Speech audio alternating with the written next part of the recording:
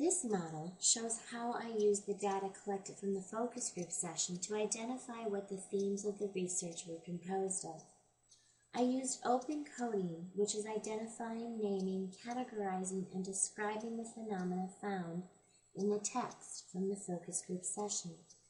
I took each line of subject statements and asked myself 2 questions. What is this about? And what is being referenced here? I then wrote down my answers to the question.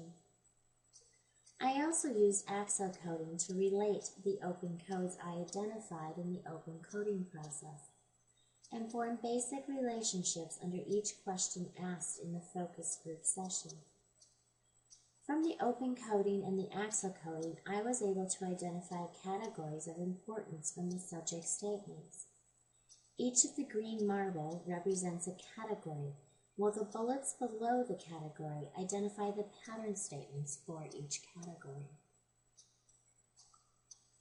This picture is from my home office and identifies my research data and analysis phase, and how sometimes analyzing qualitative data can get complicated and messy. The large yellow posters are the notes that I took during the focus group session, while the long white sheet is the transcription data collected from the transcriptionist and Audacity. You can see that there are many index cards and orange cards.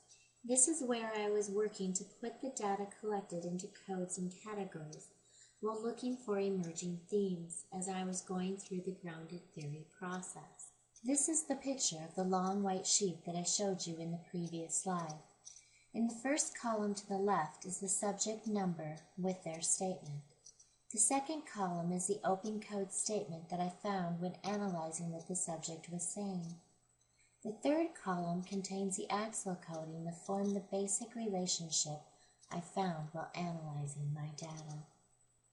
From analyzing the data from the open and Accel coding procedure, I found 3 categories.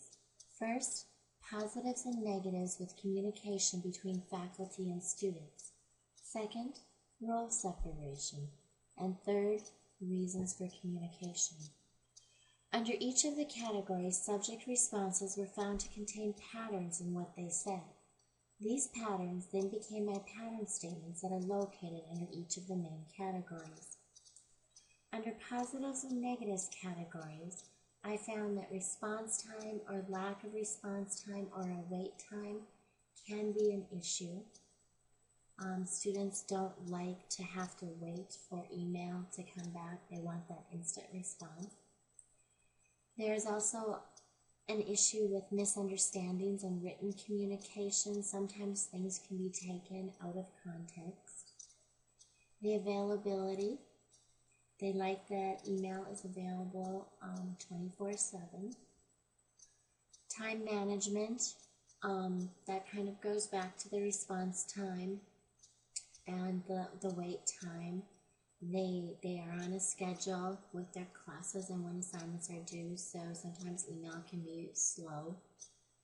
They do like referencing, and they like using both in the text messaging and email the ability to go back and revisit what was written to make sure that they've understood what the instructor has said.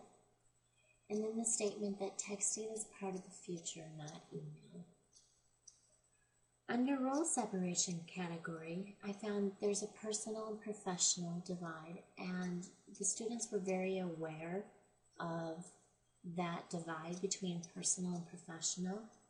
There is a fear of confrontation. Students don't like to be singled out.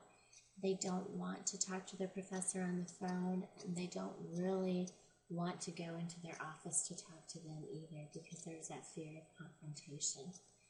Email is seen as a safe mode of communication between them and the professor.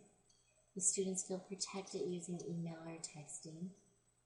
There is a concern with the invasion of faculty personal time if they do use texting. But they feel that if they were to text faculty, they would only text them when very important.